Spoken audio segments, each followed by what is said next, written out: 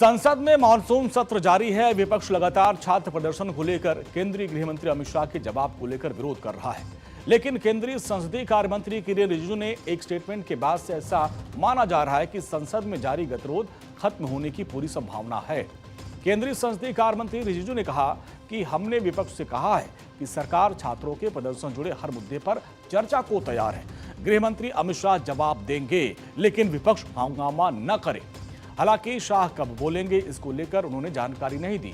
दिल्ली के जंतर मंतर पर 20 जुलाई को हुए प्रदर्शन पर छात्रों पर जो एक्शन लिया गया उसको लेकर विपक्ष हमलावर है और गृह मंत्री अमित शाह से बयान की मांग कर रहा है। सभापति महोदय जी, कांग्रेस पार्टी और राहुल गांधी जी पहले दिन से ये मांग कर रहे थे कि गृह मंत्री अमित शाह जी को स्टेटमेंट देना चाहिए।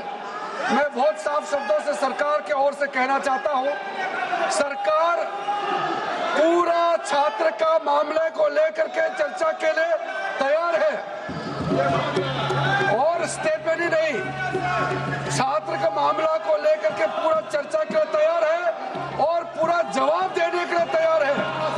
गृह मंत्री जी विस्तार से जवाब देने के लिए तैयार है।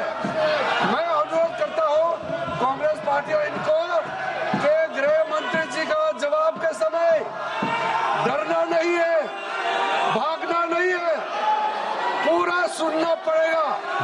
मैंने बिजनेस एडवाइजरी में भी सार्वजनिक वहां सबके सामने में कह दिया है कि सरकार छात्र को लेकर के पूर्ण रूप से विस्तार से चर्चा के लिए तैयार है और पूरा जवाब देने के लिए तैयार है।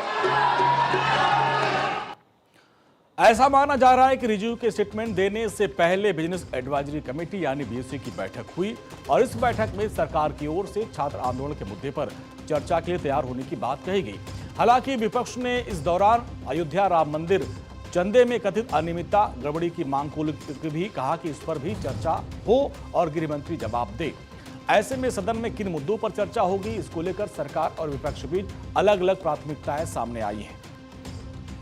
जब तक गृह मंत्री जी पार्लियामेंट में स्टेटमेंट नहीं देंगे तब तक डेडलॉक कंटिन्यू ही रहेगा मेरे ख्याल से। जब तक गृह मंत्री जी पार्लियामेंट में स्टेटमेंट नहीं देंगे तब तक डेडलॉक कंटिन्यू ही रहेगा मेरे ख्याल से।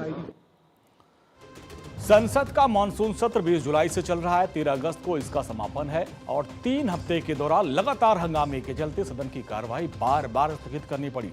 एंटी पेपर लीक बिल के अलावा किसी भी मुद्दे पर बहस हो ही नहीं पाई, चर्चा नहीं हुई।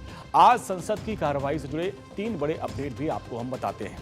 आज लोकसभा में 4 अहम बिल पेश किए गए, जिसमें tribunal reform bill 2026, mines and minerals development and regulation amendment 2026, Kerala का नाम बदलकर केरलम करने से जुड़ा हुआ बिल, इसके अलावा national cooperative development corporation amendment bill 2026 शामिल है। तो ये 4 महत्वपूर्ण बिल आज रखे गए, जिसमें लोकसभा ने ट्रिब्यूनल्स रिफॉर्म बिल 2026 को बिना चर्चा के पास कर दिया और इसके बाद सदन की कार्यवाही मंगलवार तक के लिए स्थगित कर दी गई। संसद में गतिरोध लगातार जारी है।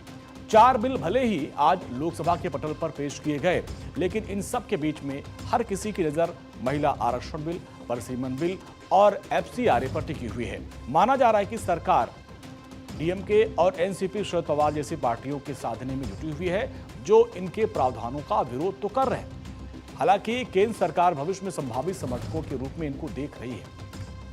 एफसीआरए कानून का मकसद यह है कि विदेश से मिलने वाले पैसों का नियंत्रण हो, विदेशी फंड के इस्तेमाल पर नजर रखना और भारत के किसी भी एनजीओ, स्कूल, अस्पताल या फिर किसी व्यक्ति को विदेश से चंदा या फिर चंदा मिलता है, दान मिलता है, तो सरकार इस पर एक कानून बनाकर उस पर नजर रखेगी। सरकार का मानना है कि विदेश से आने वाले पैसों का सही इस्तेमाल हो, देश की भलाई के लिए खर्च किया जाए, समाज सेवा, पढ़ाई में ये पैसा लगाया जाए। राजनीति बदलने के लिए या किसी गलत काम के लिए इन पैसों का इस्तेमाल न हो। तो कुल मिलाकर एफसीआरए बिल का मतलब विदेशी फंड के लिए सरकारी कानून। ऐसा माना जा रहा है कि एफसीआरए संशोधन बिल मानसून सत्र के आखिरी सप्ताह में लोकसभा में पेश हो सकता है। एफसीआरए बिल पर विपक्ष अभी से तकरार के मूड में नजर आ रहा है। समाजवादी पार्टी के मुखिया अखिलेश यादव ने साफ साफ कह दिया कि सरकार अभी एफसीआरए ला रही है, जबकि भारत सरकार और बीजेपी ने हमें भरोसा दिया था कि भारतीयों का पैसा देश के बाहर नहीं जाएगा। और दूसरी ओर महाराष्ट्र के मुख्यमंत्री देवेंद्र फडणवीस ने कहा कि एफसीआर बिल लाने की वजह से उसका मकसद ये है कि कुछ संगठन लगातार देश में फंड ला रहे हैं और उनका इस्तेमाल देश विरोधी गतिविधियों में किया जा रहा है। जो संगठन अच्छा काम कर रहे हैं उन्हें इससे किसी भी तरह की डरने की जरूरत नहीं है, क्योंकि कोई रुकावट नहीं आएगी और उनको परेशानी नहीं होगी। एफसीआरए के नियम लागू रहेंगे और जो संगठन सही से हिसाब किताब देगा उनको लाइसेंस मिलते रहेंगे। सबको जनता यहाँ चुन करके भेजती है कि सरकार से सवाल पूछें, और डेमोक्रेसी में, लोकतंत्र में विपक्ष की यही भूमिका है, सरकार से सवाल करते हैं। देखिए, एफसीआरए के ऊपर बिल लाने का कारण यही है कि लगातार इस देश के अंदर एफसीआरए का उपयोग करके कुछ संस्थाएं पैसा ला रही है और उस पैसे का उपयोग देश विरोधी गतिविधियों के लिए किया जा रहा है। जो अच्छा काम करते हैं उनके लिए इस बिल में कोई अड़चन नहीं है, कोई तकलीफ नहीं है। एफसीआरए की प्रोविजन भी रहने वाली है। जो हिसाब देंगे उनके लिए उनका लाइसेंस भी रहने वाला है। मुझे विश्वास है कि अगर किसी को इसमें कुछ कहना होगा वो संसद में कह सकते हैं। भारत सरकार रिसेप्टिव है।